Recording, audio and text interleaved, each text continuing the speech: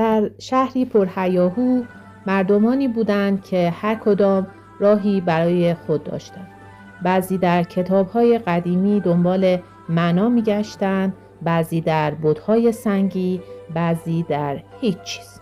همه منتظر چیزی بودند بی آنکه بدانند چه، تا اینکه روزی صدایی برخاست نه از کاخ‌ها و بازارها، از دل یک زن مهربان اما نورانی.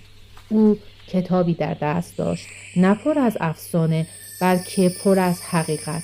میخواند و میخواند و هر واژه‌اش مثل قطره‌ای نور تاریکی را میشکافت. اما عجیب بود، بعضی ها با اینکه حقیقت را دیدند باز هم انکار کردند، نه از نادانی بلکه از لجاجت، چون حقیقت راحت نبود. باید غرور را کنار می‌گذاشتند، باید خالص می‌شدند، باید عبادت می‌کردند، باید به نیازمندان کمک می‌کردند، باید از خود عبور می‌کردند و آنهایی که عبور کردند شکفتند.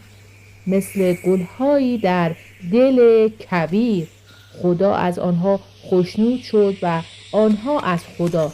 بهشتی برایشان بود، نه فقط در آخرت بلکه در همین دنیا، آرامش، معنا و نور.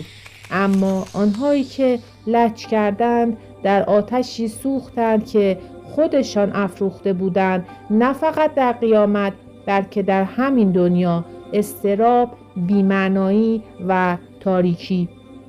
وقتی حقیقت میرسد عزیزم، دو راه داری، یا بپذیری و رشد کنی یا انکار کنی و بسوزی. خدا از تو فقط یک چیز میخواهد: اخلاص. نه پیچیده است و نه سنگین، فقط خالص باش.